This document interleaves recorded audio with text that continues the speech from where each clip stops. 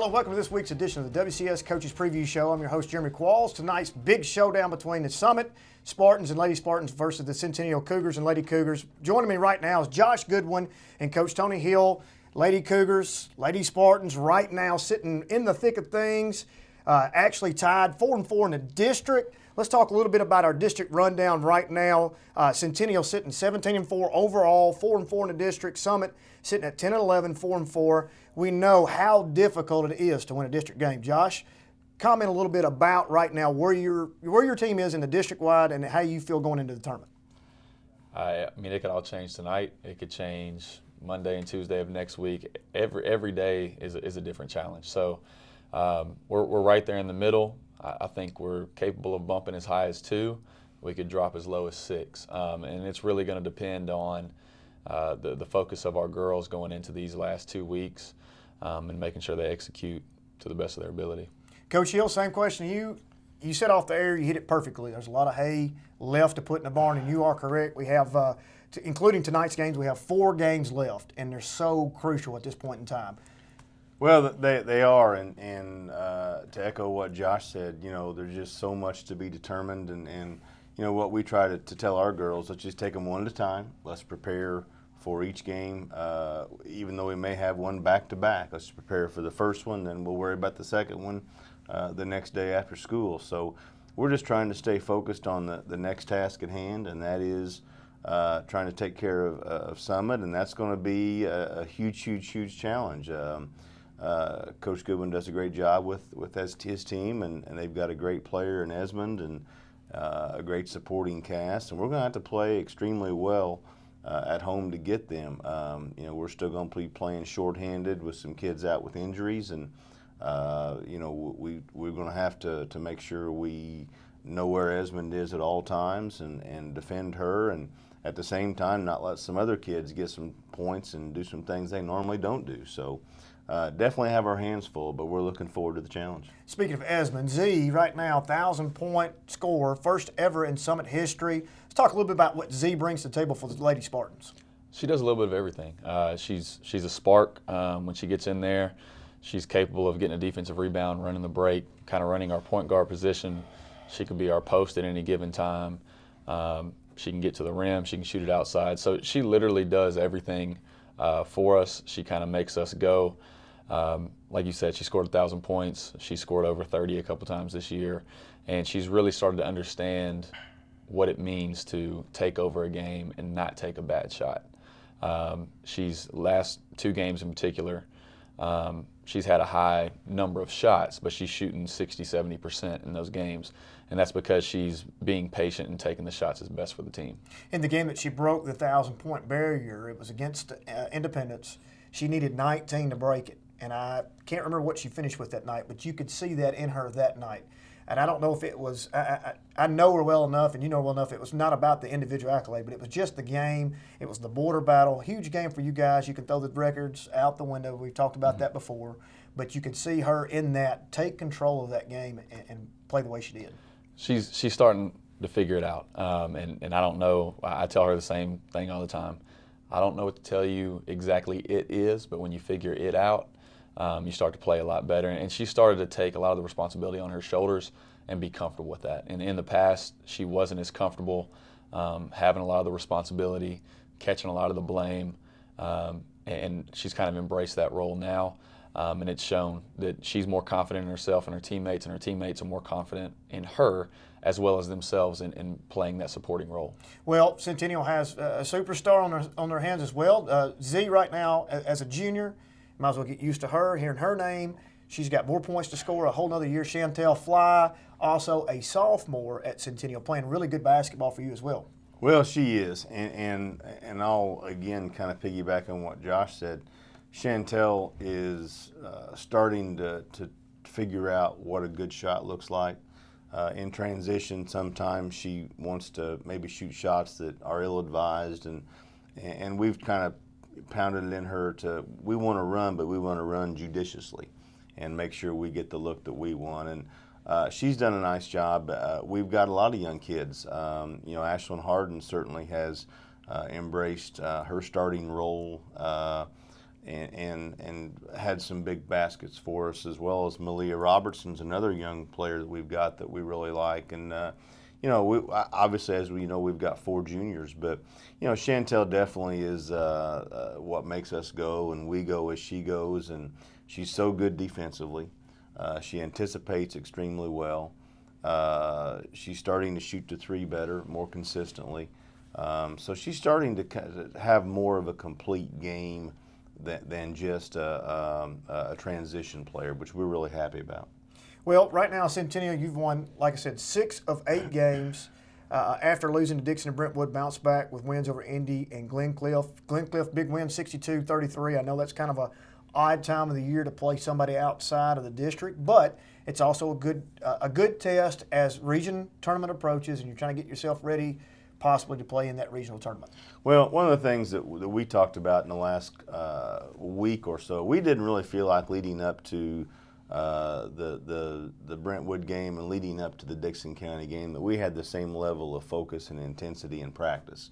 And we talked real extensively after the Dixon County game about how we needed to get back to a focused, intent practice situation. And we did that leading up to the Indy game and played well as a result, and did that again over the weekend and played well on Monday. And we had a pretty good day of practice Wednesday and Thursday. So, we're hoping that we can continue playing well as a result of practicing well. I don't think that you practice haphazardly and then come out on Friday night and play well. I think you got to practice well to play well. And I hope we learned that lesson with that 2-game skid back in late January.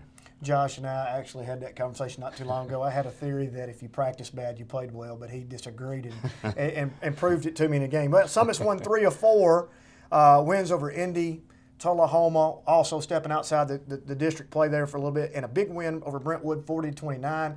First, let's talk about the Tullahoma win because it is outside. It gives you a look outside the district, and then let's talk about the Brentwood win. Against Tullahoma, we went back for a second game. We played them earlier in the year, and they beat us at home. And so, our girls kind of wanted to get revenge for that game and also kind of see the difference in where we were in November versus where we are now. And we were a completely different team if you watch both films. We're playing a lot differently, a lot more confident. And that was a huge push for us. I mean, our non-district schedule was pretty tough, playing some of the top AAA and AA teams with Riverdale and Stewart's Creek and CPA. And so our record doesn't necessarily reflect that we've had a great season, but our girls have built confidence over time. So that Tullahoma win was just an example of that and a good win for us going back into district play before a district tournament.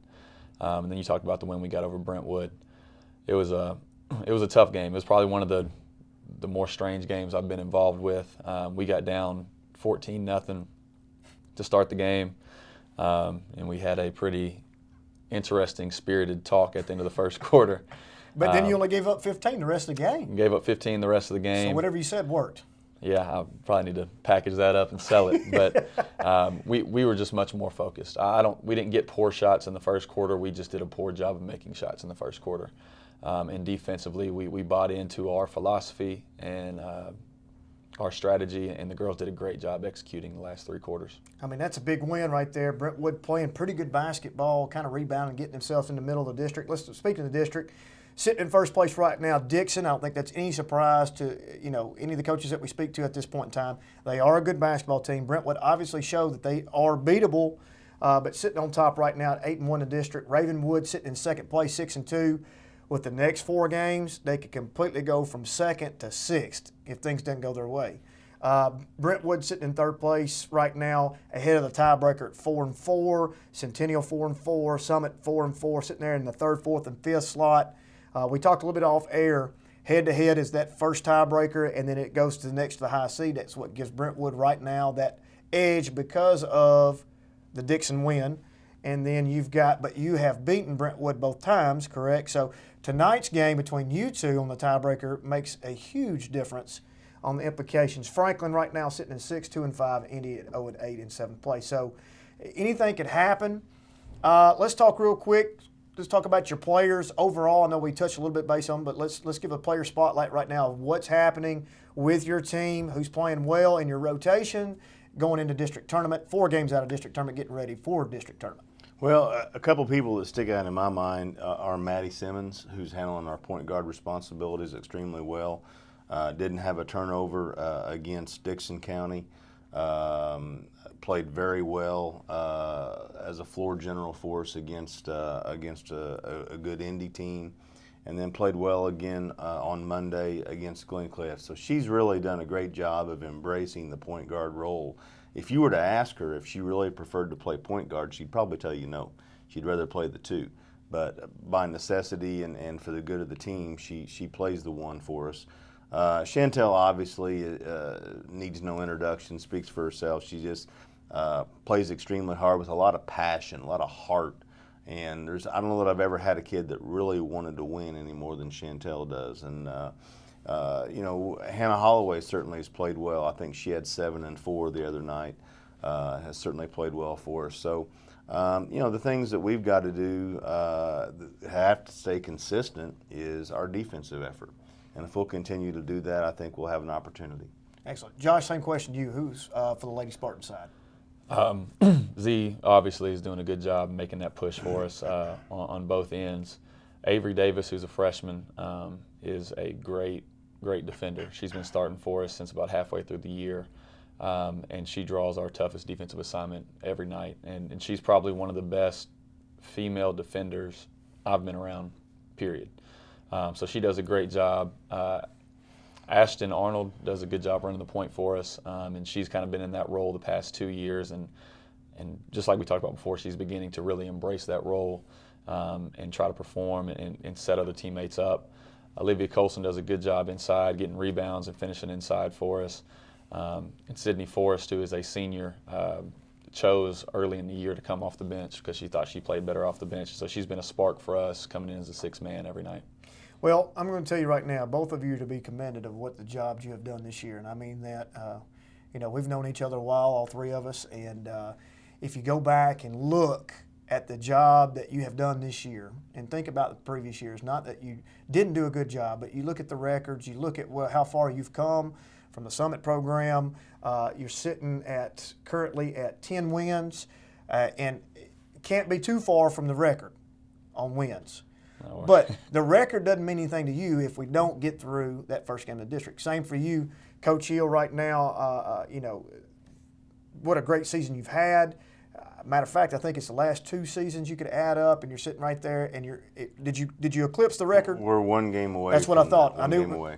Okay, you're 1 game away from getting the record. But once again, same thing. Well, we have the record for school wins, but we could achieve what we did the previous 2 years if we can get 1 more win under our belt. But all that's for naught if we don't advance in the tournament, and we know that. And I'm not trying to hang it up, but I just want the people to know that y'all have done a tremendous job with your programs that could have been easily written off at any given time. Going into this year, people was like, Centennial's going to be Centennial, Summit's going to be Summit, no big deal, automatic 2 wins, and you have made that a completely different story. The records show the district tournament's going to be fun. We're encouraging everybody to come out. Got superstars coming on tonight on the girls' side. Z. Esmond, Chantel Fly leading the charge on both those teams. It's going to be fun. Great defensive matchup. May not be the highest scoring affair, but I think it's going to be a good defensive matchup, and that's what you both hang your hats on, and it's going to be a lot of fun. Thank you for being here. When we come back from break, we'll look at the boys' side of tonight's matchup between Summit and Centennial.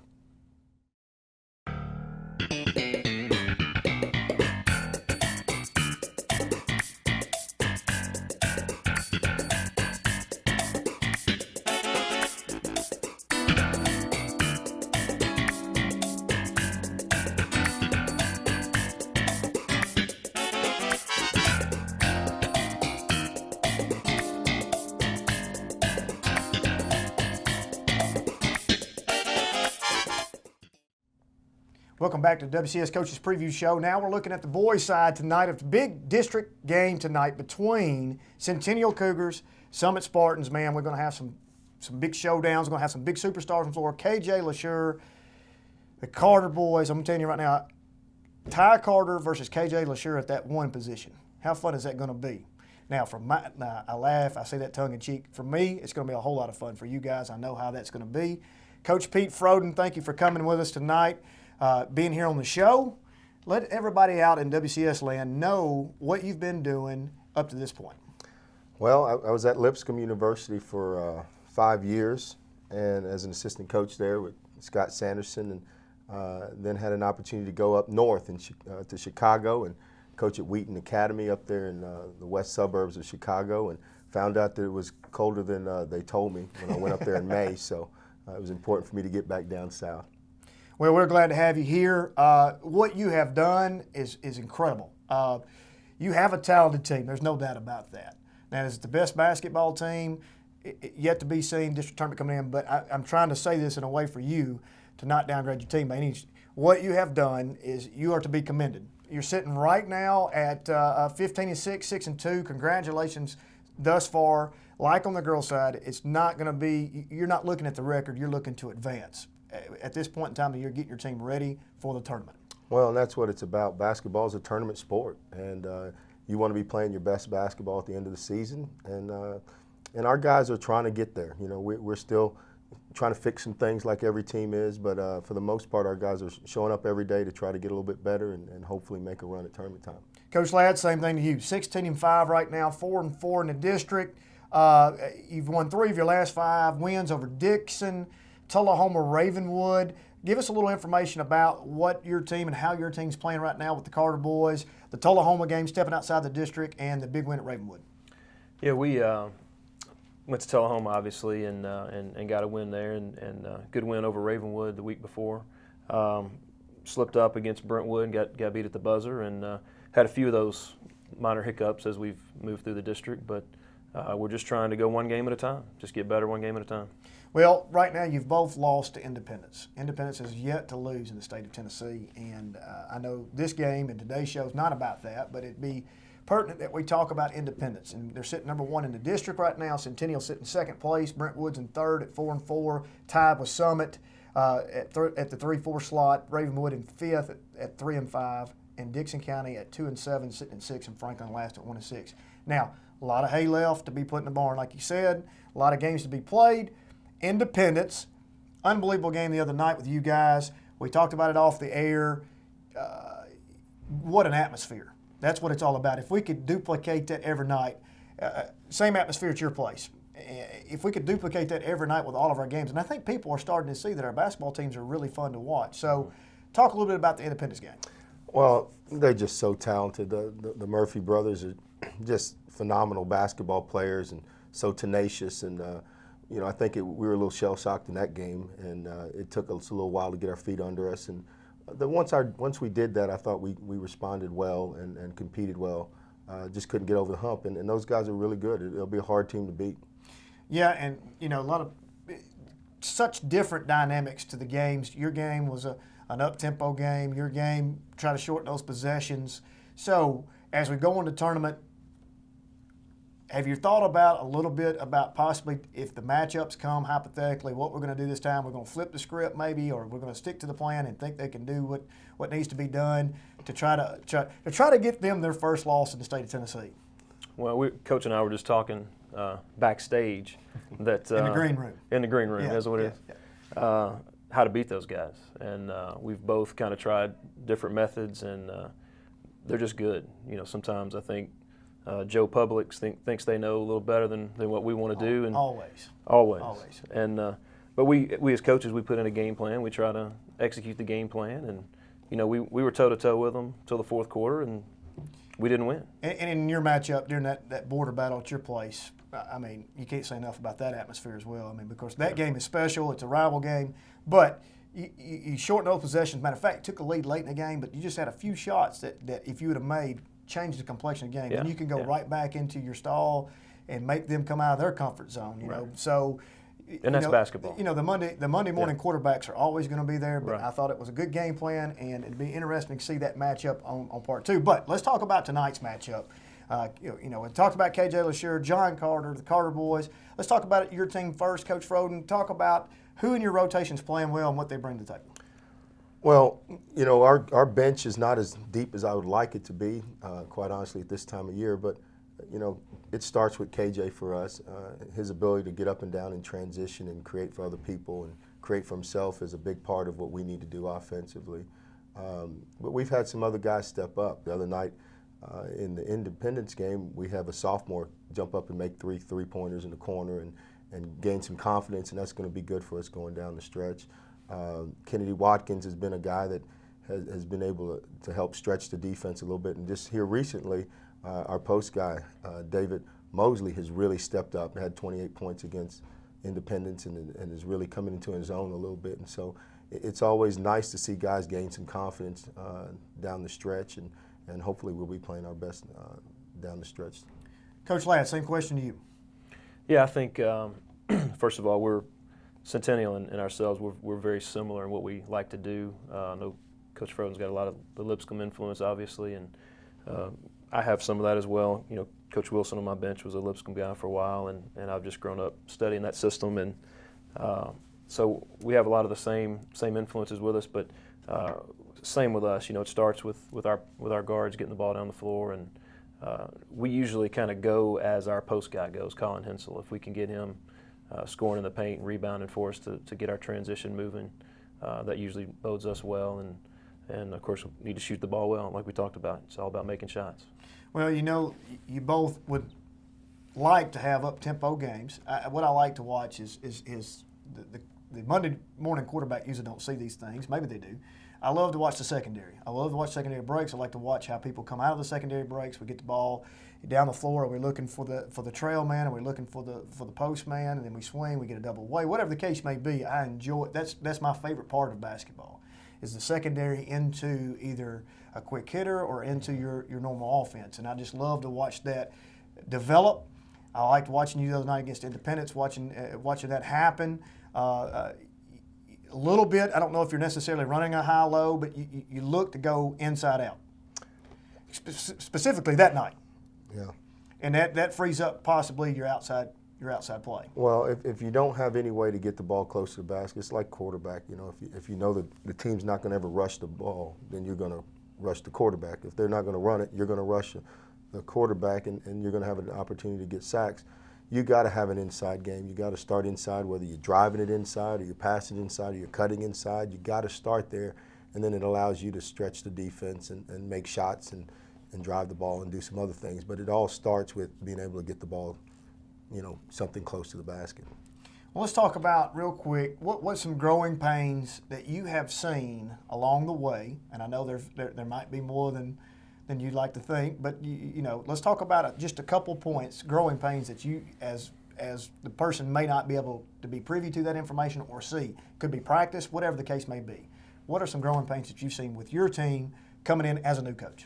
As a new coach, it's just culture. You know, anytime you have a new coach, you're going to have to go through a culture change, good or bad. And for us, it took a little while. You know, our guys are used to a certain way, and I'm used to guys responding a certain way, working a certain way, you know, being on time and doing all the little things that it takes to build a culture. And over time, you get that done, but it takes time. Sometimes it takes 2 or 3 years to develop real, true culture. But I'm really happy with how our guys have embraced our coaching staff. We've got a young coaching staff that have really just embraced our guys, and our guys have embraced them, and it's been a really good marriage for a first year. I couldn't imagine having a better situation first year trying to change culture. Would you agree that 2 key ingredients to that is, one is relationships. You have to have those relationships with your guys.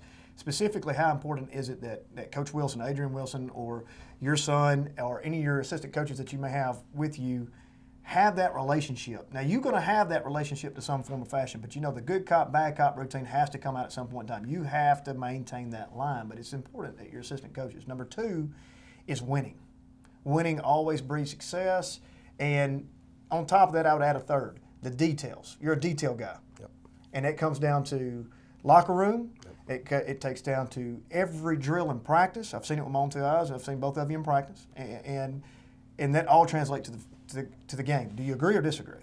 Yeah, I agree. And you know, we were where Coach was right now. Last year we were trying to establish a culture. We've established the culture now. Now we got to be consistent.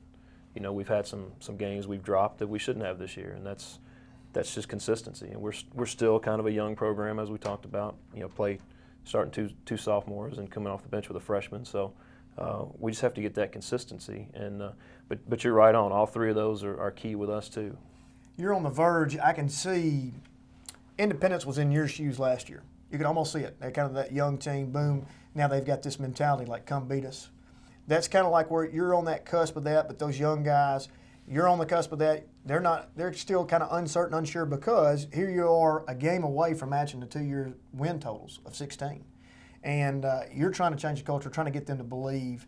And if you could ever get that bounce, that one bounce that you need, you know that could take you deep in the tournament run. Well, and I think we're past that belief point, to be quite honest with you. I think our guys do believe that they can win big games now. I think they do believe that we can compete with anybody. I think, to be quite honest with you, the first time we played Summit, Summit, quite honestly, is probably a better team than we are, but we had some things go our way, and we were down 15, and next thing you know, we have a chance to win, and guys make a play, and we have a chance to, and we win that game. And that belief starts happening when you do those kind of things. Without that game, we're probably in a different situation. Well, you've won 8 of the last 9. I mentioned that sometimes people think that Centennial and Summit both under the radar. You're no longer under the radar. You're both on the radar, above the radar. One game away from last 2 years totals of 16 wins. So you had a little adversity this week. Glencliff, overtime, you pull out the win. Yeah. How important is that outside the district, taking that in? It's one of those things. It was a win, but we were talking as a staff, if we lose that game, would have been better for our team. Can we get their attention a little bit better if we lose that game? And I don't know the answer. We all want to win, and maybe we can get their attention with the win. I don't know, but that's yet to be seen. But we didn't play well. We came off an emotional loss to Indy, and next thing you know, we're playing a team that's won only 3 games, that's really hungry, that's super talented, and coached well. I mean, Coach Kyle does a phenomenal job over there, and those guys came to play, and we really didn't, quite honestly, and we didn't the whole game. We never turned the corner, and so that scares me a little bit. That gives me a little pause, because going in tournament play, you can't have those kind of nights. Coach Ladd, first time you played, y'all had adversity against Centennial due to the fact that you had John Carter foul out and some other kids, I think your top 3, if I'm not mistaken, foul out. So what's the game plan, thought process, mental capacity as we go into that game with that in mind? Yeah, we had a kind of a strange officiated game that night, and we ended up with 3 guys on the bench. You know what that means, right, Coach? Yeah. Read between the lines on that. But, yeah, I mean, we didn't step up, in that game. And Coach did a great job. Like he said, I think they really built momentum for their program after that win. And we know that. We knew we got our hands full tonight. We got to come with our best shot. Well, it's going to be a great game. It's at Centennial tonight. Tip-off is at 6 o'clock, starting with the girls. District 11 boys district tournament is going to be phenomenal. I mean, it is going to be fantastic from my seat, not from yours. It's going to be stress-filled, but I hope to have all of our guys, our top 4 advance when we get to that region matchups. Man, how great that would be to get some sub-state, get some guys in. But we've got 3 games to go, 2 weeks to go before district tournament, and this is fixing to be a roller coaster ride. Coach Froedden, Coach Ladd, thank you so much for joining us today. Big game tonight. Thank you for joining us for the WCS Coaches Preview Show. We'll see you next time.